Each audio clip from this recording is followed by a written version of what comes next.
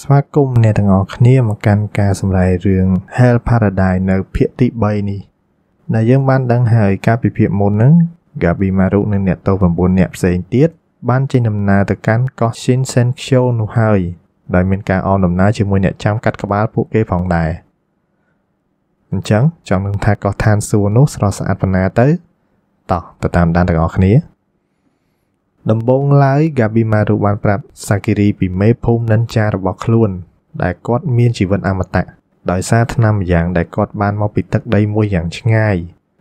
ខ្លាំងមែនតែនផុតកតុយភ្នែកនៃសមុទ្រទោះបីជាដើរចាក់ទម្លុះក្បាលឬក៏ឆ្កឹះគ្រឿងក្នុងគាត់ចេញមកក៏គាត់នៅតែឈរស្ញែងដដែលមូលហេតុនេះហើយទៅ Gabi Maru ជឿថាពិតជាមានទឹកមុនជីវិតអមតៈនៅកោះនោះមែនហើយអ្នកទោសទាំងអស់នោះបបផ្សំជាមួយនឹងពេជ្ឈឃាតផងដែរគឺគេបានទៅកោះនោះដោយធ្វើដំណើរតាមទូកហើយក្នុងនោះ Gabi Maru និង Sakiri ក៏បានដើរកម្សាន្តនៅកោះនោះទៅដោយអមជាមួយផ្កាដ៏ស្រស់ស្អាតនៅតាមផ្លូវក៏ប៉ុន្តែកុលាបតែមានបន្លាធ្វើឲ្យ Gabi Maru មានការប្រុងប្រយ័ត្នខ្លាំងនិងបានផ្ដាច់ខ្សែចំណងដៃរបស់ខ្លួនចេញតែ Sakiri មិនឲ្យផ្ដាច់នោះទេបើផ្ដាច់ខ្សែនោះគេនឹងផ្ដាច់ក្បាលរបស់តួឯកប្រុសដូចគ្នាអញ្ចឹង Gabi Maru ក៏សួរឲ្យចងដៃជាប់អញ្ចឹងជួបឧបសគ្គអ្វីគ្នាមិនកើតតែបកាយចប់បកាយឡើងដាវរបស់ Sakiri ក៏បានហោះមកជិតករបស់ Gabi Maru ដោយគ្មានជំរឿគេក៏បានចងដៃខ្លួនឯងវិញពេលកំពុងចងដៃវិញហ្នឹងក៏មានដុំដៃមួយយ៉ាងធំមកបុក Gabi Maru បាសជើងចង្អាងទៅហើយអ្នកដែលគប់ដុំដៃនោះមកគឺជា Keon គេគឺជាសង្ឃមួយអង្គដែលបានលងស្នេហ៍ទៅលើអាវុធផ្សេងចៃដន្យអីម្ដុំដៃនោះមិនបានធ្វើឲ្យ Gabi Maru ខ្សិនខ្ស៊ីតនោះទេគេងើបមកវិញធម្មតាហើយអ្វីដែលគេឆ្ងល់នោះគឺដៃរបស់ Keon មិនបានជាប់ចំណងនោះឡើយ Sakiri ក៏បានចោទសួរទៅ Kisho ដែលជាពេជ្ឈឃាតចាំសម្រាប់ Keon Kisho ក៏បានឆ្លើយតបទៅវិញថាចាំបាច់ខ្វល់រឿងខ្សែចងដៃនឹងធ្វើអីចាំពេលទៅវិញចាំចងក៏បានដែរខ្វល់ដល់ហើយពេលនោះបរិយដែលវក់វីនឹងអាវុធរបស់ខ្លួននោះមិនទន្ទឹងចាំយូរឡើយគេក៏បានប្រើអាវុធដែលគេមានទាំងអស់មកប្រយុទ្ធជាមួយនឹង Gabi Maru តែមុននឹងអ្វី Sakiri ក៏បានឲ្យ Gabi Maru ចងដៃខ្លួនឯងសិននិយាយទៅតួស្រីយើងតប៉ែមកអាពេលកំពុងចងនោះអាវុធទាំងប៉ុន្មានក៏ត្រូវបានសង់នោះយកមកវាយលើ Gabi Maru ពីមួយទៅមួយតែ Gabi Maru មិនអីទេបែរជាអាវុធនោះខ្ទេចខ្ទីអស់ទៅវិញក្រោយពី Gabi Maru ចងដៃរបស់ខ្លួនឯងរួចរាល់ហ្នឹងគេក៏បានប្រយុទ្ធជាមួយនឹងសង្ឃនោះទៅដោយគេបានយកអាវុធនៅសល់ប្រមាណហ្នឹងយកទៅដាំនៅលើខ្លួនរបស់សង្ឃនោះយ៉ាងមានរបៀបរៀបរយហើយគេក៏បន្តដំណើរទៅមុខទៀតយើងសង្កេតឃើញថាអ្នកទោសទាំងនោះគេមិនបានខ្វល់ពីការស្វែងរកទឹកមុននោះទេរឿងដំបូងដែលពួកគេធ្វើនោះគឺសម្រាប់អ្នកដែលទៅទីនោះម្ដងមួយទើបគេរកទឹកមុននោះជាក្រោយខណៈពេលនោះក៏មានអ្នកទោសម្នាក់ឈ្មោះ Rokerata ដែលគេដល់ម៉ោងត្រូវញ៉ាំ buffet ហេតុនេះគេក៏បានសម្លាប់ពេជ្ឈឃាតដែលនៅជាមួយគេនោះយកមកក្លែមបាត់ទៅហើយនារីដ៏ស្រស់ស្អាតដែលចេញមុខមិនបាន1នាទីផងនោះក៏ត្រូវបានពេជ្ឈឃាតសម្លាប់ចោលផងដែរព្រោះអីគេយកសម្រស់មកតាក់ទាញចង់ធ្វើស៊ីស៊ីនគេមានអីកាប់ដាច់ក្បាលក្នុងពេលនោះ Kisho ក៏បានប្រាប់ Gabi Maru ពីដំណឹងដែលនិនចាក្នុងភូមិរបស់គេអាចនឹងមកដល់កោះនោះទៅធ្វើឲ្យ Gabi Maru ទាញដាវយកមកវាយប្រហារលើ Sakiri តែម្ដងមកព្រោះនៅពេលដែលក្រុមនិនចានៃភូមិរបស់ Gabi Maru មកដល់ទីនេះអ្វីនឹងត្រូវអាសាបង់ហេតុនេះគេត្រូវតែស្វែងរកទឹកមុនជីវិតអមតៈនោះឲ្យបានមុន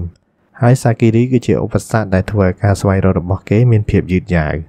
អញ្ចឹងគេត្រូវតែសម្លាប់នាងចោលពួកគេទាំងពីរក៏បានវាយគ្នាពងប៉ាំងតែ Gabi Maru មិនដាច់ចិត្តសម្លាប់ Sakiri នោះទេដោយសារតែភាពមិនដាច់ចិត្តរបស់គេធ្វើឲ្យ Gabi Maru គិតថាវាជាចំណុចខ្សោយរបស់ខ្លួនតែក្រោយពីវាយចង់វាយឡើង Sakiri ក៏បានបញ្យល់គេថាអារម្មណ៍ទាំងនោះគឺជាអ្វីដែលធ្វើឲ្យគេកាន់តែខ្លាំងជាងមុនបន្ទាប់ពីបញ្យល់ចប់ពួកគេក៏ត្រូវរើគ្នាវិញហើយរូបភាពក៏បានកាត់មកអ្នកទោសនិងពេជ្ឈឃាតមួយគូទៀតពេលនោះក៏មានមេអំបៅមួយមានត្រនិចដូចសត្វឃ្មុំនិងមានមុខដូចជាមនុស្សមកតិចដៃអ្នកទោសនោះដឹងថាមិនស្រួលក៏ទាញដាវកាត់ប្រអប់ដៃខ្លួនឯងចោលភ្លាមនោះប្រអប់ដៃក៏បានប្រែទៅជារុក្ខជាតិស្របពេលនោះដែរក៏មានក្អែបចេញមកផងដែរដែលមាត់វាមានម្រាមដៃច្រើនមែនតែនហើយមេអំបៅក៏ហោះចេញមកគួបផ្សំនឹងយក្សមួយដែលមានភ្នែកជាដៃកូនង៉ែតនិងអណ្ដាតវែងអន្លាយធ្វើឲ្យអ្នកទោសនោះមានការចាប់អារម្មណ៍ខ្លាំងណាស់ ក្រឡេកមកមើល Gabimaru និង Sakiri ពួកគេក៏ជួបនឹងសត្វចម្លែកទាំងអស់នេះដូចគ្នានិងមានត្រីម្យ៉ាងមានដៃសំពះថែមទៀតផងមុននឹងឈានដល់ការប្រយុទ្ធជាមួយនឹងសត្វចម្លែកនោះយើងមកតាមដានប្រវត្តិរូបសង្ខេបរបស់តាមីយ៉ា Kantetsusai បន្តិចសិនដែលគេត្រូវបានស្គាល់ថាជាអ្នកកាន់កាំបិតនាគរាជនិងគ្មានអ្នកណាជាដៃគូរបស់គេឡើយថ្ងៃមួយគេក៏ត្រូវបានកោះហៅដោយបរិសម្នាក់ដើម្បីជជែកគ្នាលេងស្របពេលនោះបុរសនោះក៏បានឌឺដងឲ្យតាមីយ៉ាថាឯងជាអ្នកប្រើកាំបិតនាគរាជតែមិនប្រកាសថាឯងនឹងអាចកាប់នាគរាជមែនតែនងាប់នោះទេគ្រាន់តែឮភ្លាមតាមីយ៉ាក៏បានកាប់ផ្លាកយីហោរូបនាគមុខផ្ទះរបស់បុរសនោះជាពីរបាត់ទៅដោយសារតែកាប់ផ្លាកយីហោនោះហើយធ្វើឲ្យបុរសនោះបានតាមចាប់តាមីយ៉ានិងបានដាក់ទោសប្រហារជីវិតហើយគេក៏បានប្រាប់ទៅពេជ្ឈឃាតផ្ទាល់ខ្លួនរបស់គេថាបើសិនជាគេរួចទោសគេនឹងទៅកាប់ខុនដូបុរសនោះម្ដងទៀតរួចគេក៏បានឌឺដងដាក់ពេជ្ឈឃាតរបស់គេដោយសួរសម្រាប់គេចឹងស៊ីបាយឆ្ងាញ់អត់ពេជ្ឈឃាតរបស់គេនោះគឺមានឈ្មោះថា Yamada Simon Fuchi ក៏បានឆ្លើយបកទៅវិញថាគេមិនមែនកាប់ក្បាលលំយកទៅលុយទេគេកាប់បដាគេធ្វើតេស្តដាវបដាហើយគេចេះផលិតថ្នាំទៀតនិយាយទៅគេមានប្រយោជន៍ចំពោះសង្គមជាងតាមីយ៉ាមិនតែប៉ុណ្ណោះការវះកាត់មនុស្សហ្នឹងក៏ជួយឲ្យពួកគេងាយផលិតថ្នាំផ្សេងផងដែរក្រោយនិយាយចប់គេក៏បន្តដំណើរទៅទៀតដោយគោលបំណងរបស់តាមីយ៉ាគឺគេចង់សម្លាប់អ្នកដែលនៅលើកោះនោះទាំងអស់រួចទើបគេស្វែងរកទឹកមុននោះជាក្រោយហើយដើរចុះដើរឡើងគេក៏បានមកជួបនៅសត្វចម្លែកទាំងអស់នោះហើយឈុតឆាកនោះក៏បានកាត់មកGabimaruវិញដោយគេកំពុងឆ្ងល់ថាសភាវៈនោះជាអ្វីត្រីក៏មិនដូចត្រីហើយមានដៃសាពះទៀតថាបិសាចក៏វាមិនចង់បិសាចធ្វើឲ្យគេវល់ខួរយ៉ាងខ្លាំងតែដោយសារសភាវៈគតិរបស់គេប្រាប់ថាបិសាចនោះគឺវាគ្រោះថ្នាក់អញ្ចឹងគេក៏ទាញម៉ាស់មកពាក់ការពារឆ្លងកូវីដនិងបានប្រយុទ្ធជាមួយសត្វចម្លែកនោះទៅមួយជើងរបស់ Gabimaru ធ្វើឲ្យមាត់ត្រីនោះប្រេះជាពីរតែត្រីនោះក៏បានបោកគេមកទំហឹងវិញ Gabimaru ក៏បានសញ្ជឹងគិតថាគួរតែរត់ឬអត់ភ្លេចខ្លួនមកផ្លែតត្រីនោះក៏បានរុំព័ទ្ធ Gabimaru យ៉ាងខ្លាំងដោយគិតថាអ្វីមិនឈ្នះ Gabimaru ក៏បបួល Sakiri រត់តែក៏មានសត្វចម្លែកជាច្រើនផ្សេងទៀតយ៉ាងធំដើរសម្ដៅមករកគេដោយមានទឹកមុខគួរឲ្យខ្លាញ់ខ្លាំងណាស់និយាយទៅមុខស្ញេញមានអំណោយទៀនហ្មងដោយគ្មានផ្លូវអាចរត់បាន Gabimaru ក៏ឈប់គិតអ្វីទាំងអស់គិតតែម្យ៉ាងគត់គឺសម្លាប់គេក៏បានរត់ទៅចាប់កនិងប្រើស្នៀតភ្លើងរបស់គេនឹងដុតសត្វចម្លែកនោះទៅ Sakiri កំពុងតែភ្លឹកនឹងការវាយរបស់ Gabimaru ក៏មានសត្វចម្លែកឆ្មក់វាយនាងតែ Gabimaru ក៏បានមកជួយទាន់ Super Hero គេមកជួយហើយក្រោយមកក៏មានសត្វចម្លែកមួយទៀតមកវាយប្រហារតែក៏ត្រូវបានអាស័យមុនម្នាក់មានឈ្មោះថា Yamada Simon Genji មកជួយ Genji នេះគឺជាពេជ្ឈឃាតផ្ទាល់របស់ Makiya ដែលគេត្រូវបានស្លាប់បាត់ទៅហើយ